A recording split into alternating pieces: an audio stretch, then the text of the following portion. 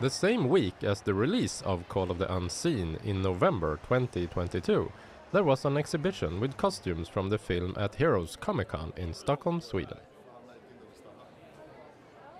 The Stone Troll, the Goblin, 2 Blackbeaks and Maya's adventure outfit was on display.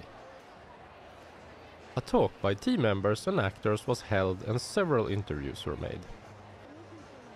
Thousands of people got a chance to see the costumes up close and admire the craftsmanship, and got the chance to meet the makers behind the creations.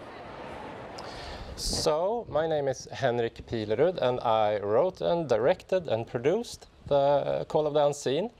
And for me, I always liked making movies, but I haven't made a full-length feature film before, and that was always the goal. And I've been doing a lot of cosplaying the last 10 years, and got to know a lot of other great cosplayers along the ride.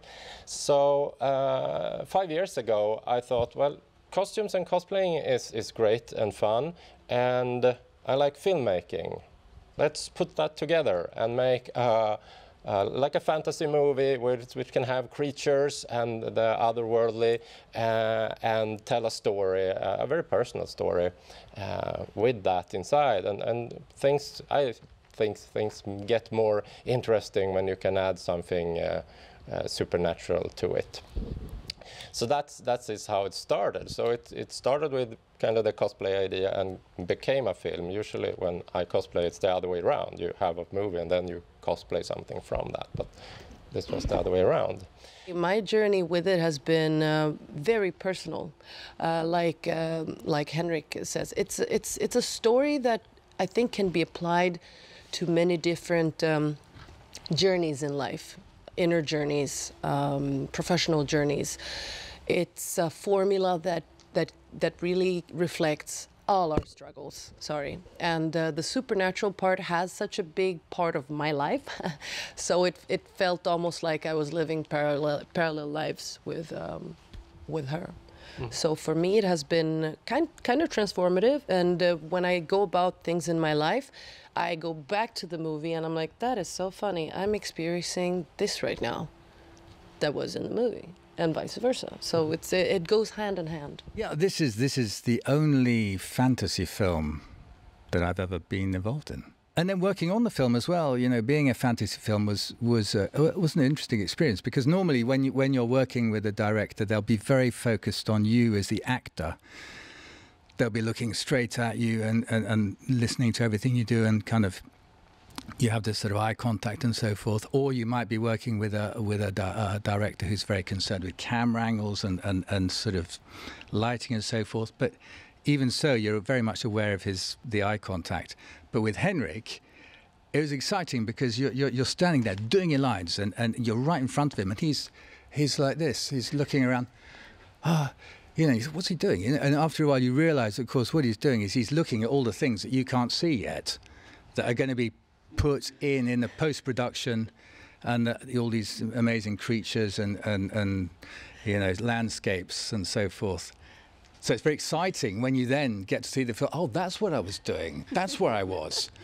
Right. Yeah. Okay. Yeah. So fun experience. Thank you. Building this world, I'm not so fond of like the everyday life, because you have that, it's free, you have it around you all the time. So it's fun to make those other kind of worlds and populate them with human characters, but also the not human characters, and all the places, and finding good places that in themselves tell the story because they look special. A lot of the film takes part on this island with just the rocks and the lighthouse, and for me that's a very exotic place, because it's not how it looks around where I live, and finding those kind of places that are still not too far away. We filmed most of the film around the Stockholm area and by the sea, and around Västerås where I live, so it's close to the Mälaren area, but still we could find these special places that makes the movie look more unique, basically. And we had a very low budget. This was made for only 2 million kronor, like $200,000. But we can still use a lot of imagination and creativity to make something that is special. All right, so Henrik approached me a bit randomly. He was like, "Hi, would you like to make a monstrous suit for a movie?" And he was like having these pictures, and he was like, "Yeah, it's like a raven penguin." And it was like, "Oh, okay, let's go." So I made some like full suit on costumes before, and I've also made like animal sculpture with fake fur and stuff like this. So I figured combining those would probably be the best way to do this costume. And the method I use is kind of actually used to make the puppets in Star Wars, I believe. But it's called the pattern method, where you sculpt the original character you want to do. And then you actually basically cover it in masking tape, and you number it, and you pattern, and you have to photograph everything. And then you have to cut that out into foam, and you glue it back together to get the general shape of the thing. And after that, it was like the fur work. I've worked a bit with fur before, so I got some fake fur, and it was a lot of gluing, and you have to like work backwards because the fur otherwise gets in your way. So it was a lot of work, but it was pretty fun. And and for like there's a mechanism inside with hinges, so like when you open your mouth, the beak would open, and you have to do some trial and error, because you have to make it sure that it opens wide so it's very visible, because you don't want to make a big mouth movement because it gets exhausting. But yeah, and then I also got to act as the bird. So I got to crawl around in the mines of Sala Silvergruva in a bird costume and crawl around and try to the hardest part about making these kind of costumes is also to make sure you can see anything. That's like one of the hardest challenges. So like there was 2 tiny holes out in the like by the eyes, but you could also see a bit out of the beak if you look down, so that you can open your mouth and you can kind of see the ground. So you had to like try to memorize and navigate yourself, because it's a lot of rocks. So yeah, it was fun, but it was challenging.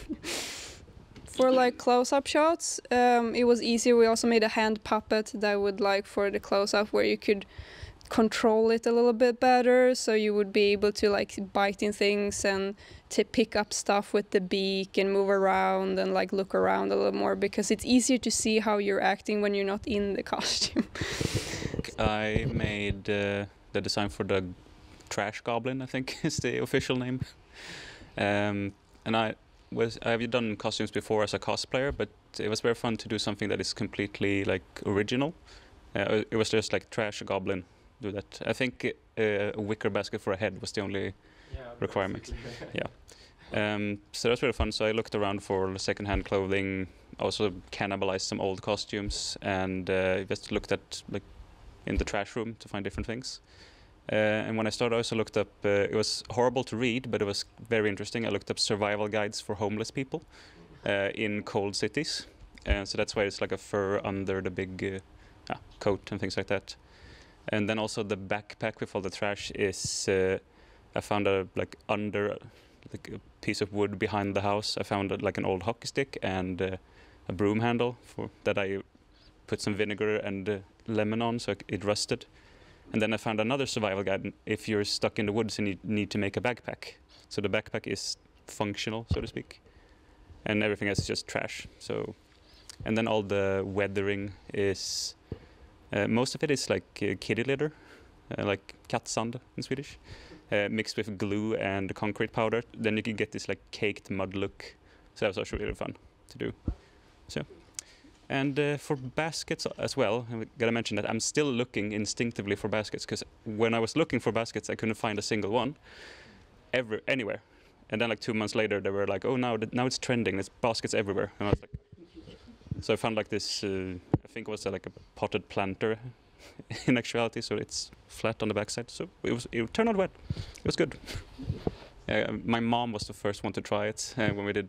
So it was really fun to see like the final concept piece, and then also see someone running with the backpack. And then I realized, oh, I made the backpack straps out of rubber, so it was all bouncy. So it looks like everything is falling apart, which was really fun to see. yeah, it's really fun to like see from the sketch to like final product. It's very fun. I need to continue the story about your mother because she was the first one who tried on the goblin costume, and she was in her kitchen when she tried it, and she was so happy. Yeah. And then when we showed the trailer and the finished piece, she's the most happy out of everyone here to have been a small part of this movie.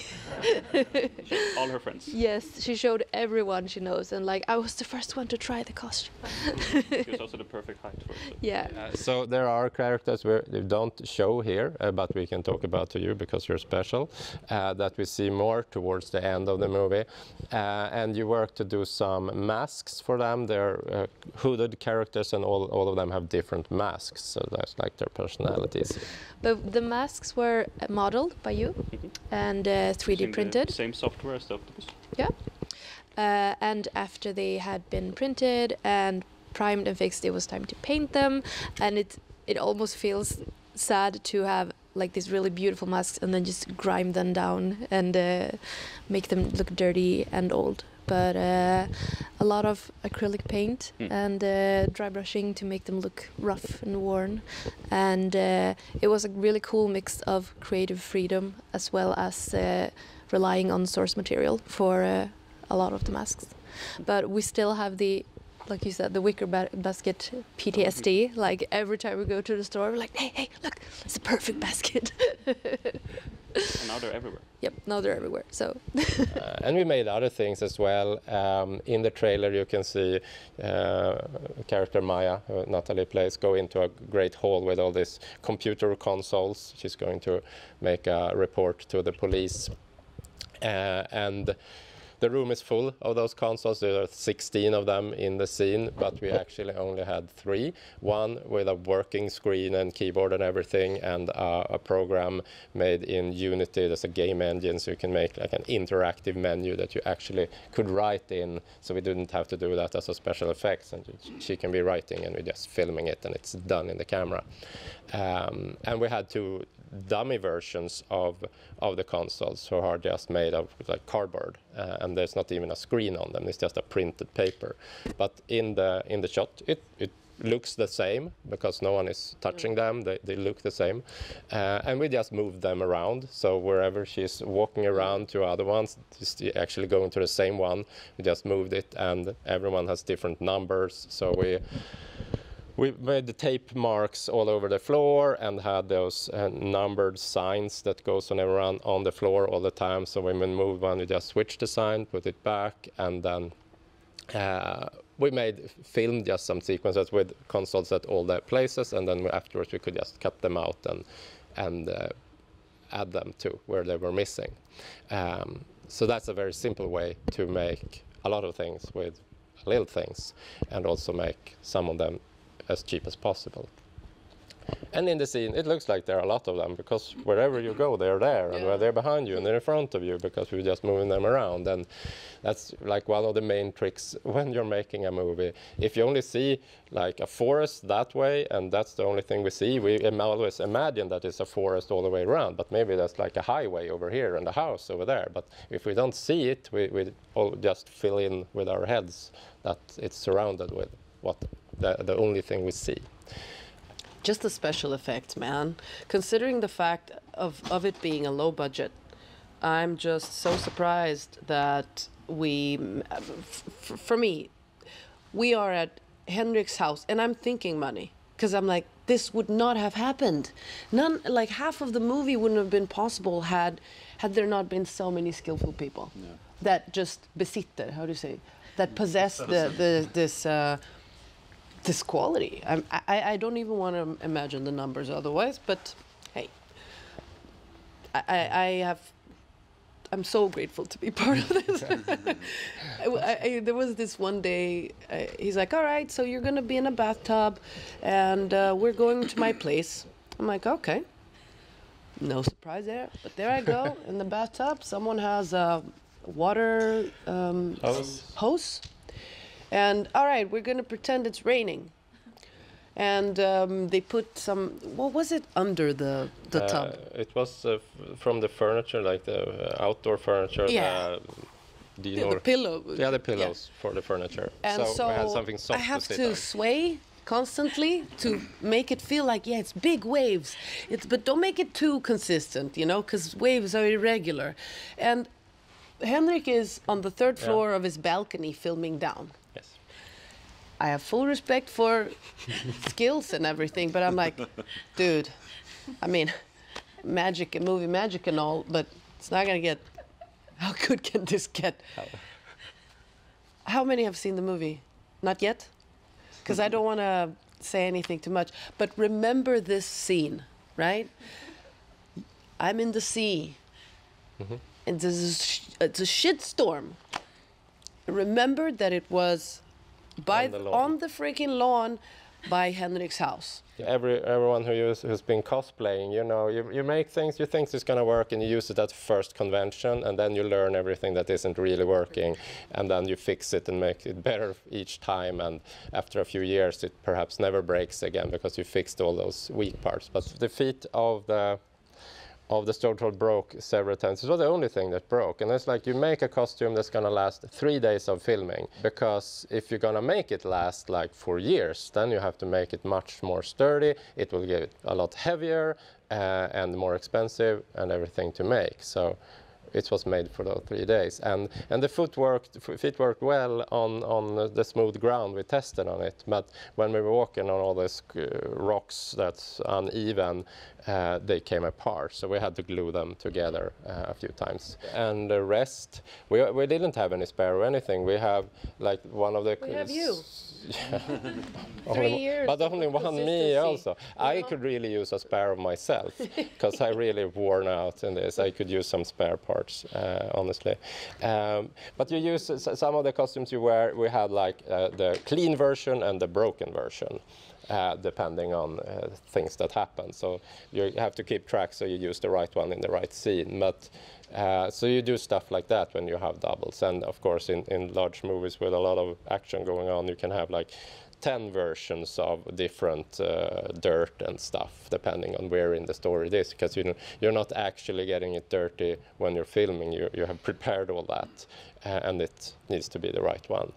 But you thought about those things way in advance, right? Because looking back now, after seeing the movie and knowing that we've worked on this movie for 3 years, so it took, you know, it's 21 days, right? 27 days of shooting, but they've been here and there according to its natural flow of resources and time and everything. I don't think it's an easy process to maintain the consistency, continuity, as well as... And these things are things that I think are important to take into consideration when big institutes, film institutes, look at a movie like this indie movie and like, oh well, yeah, it's a good movie and all, but they many times miss the work, the immense work that you have to like kind of compete with the movies that already have super big budgets, and for them it's the same. It's like, well, you're here and you have to be your equals. But it's not really equal, is it, when the process of things is so different? You know, before I got involved in acting and the dramatic arts, I did spend some time working as an illustrator. And prior to that, I found myself as a young 17-year-old at Norwich University of the Arts. And I was the youngest student there. I was the youngest student in the whole school. Didn't know anything about what art was, what the difference was between, you know, figurative art, abstract art, you know, how you produced real art and so forth. A bit like Maya, Nat's character Maya in the film, you know, who is painting these pretty little pictures and, you know, is stuck in this sort of situation where she's not really getting there. She's not getting into the galleries and so forth, and she doesn't understand why. And the reason is that she's not expressing herself. So at this art school, we were subjected to a kind of teaching method that, you know, if you use that teaching method today, that you end up in prison, basically. You know, we were humiliated. We were we were sort of ridiculed and made to feel completely useless. The idea being that if you broke down the art student to his core, you would get those core emotions, and they would express themselves. So, you know, it had three effects at the school, basically. Some people kind of left. Others, like myself, just went down the pub. And the third group, they got it, you know, and they did. And you had people filling sort of coffins with maggots, you know, and one guy who took his canvas to the coast and drank a pint of seawater and then threw up over it. The project was interact with your natural environment. So that's what he did in a very literal way. And, you know, he did very well at college. He got a first. Yeah, I got a 2-2, which is not so good. Yeah, so I drew very much. So I actually identified more with Nat's character, Maya, as that young art student that I was, as opposed to Thomas Arkwright, who's the character that I play. But I drew on my tutors at the art school for him. I remembered what they were like, and they were not as nice as Thomas Arkwright's a real softie, really. Most of the time, anyway. My name is Simon Kölle. I'm the composer, and often called in to work on fantasy, sci-fi movies and stuff like that. And who can say no to this? It's impossible. So for me, it was a blast. When Henrik and I spoke about it, so-called spotting session, we looked at the movie, and I'm quite used to, like, say, green dots here and there. There will be a dragon here, there will be a giant dinosaur there, or something like that. But here, I could actually see it, and it was awesome for me to actually see what I was portraying. And I think the movie demanded both dreamy, jazzy music, but also epic fantasy music at the same time, but not to make it too much in a way. So so I did.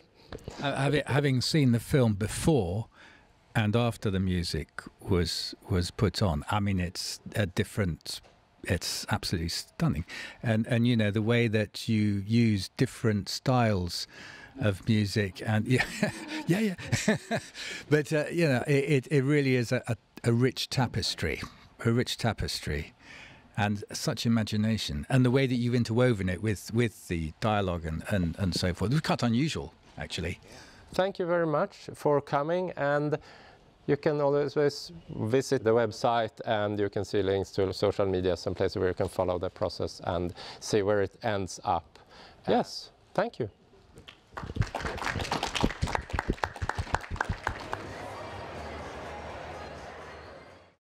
After Comic Con ended, the exhibition moved to Västerås Public Library, where it will be staying for the foreseeable future.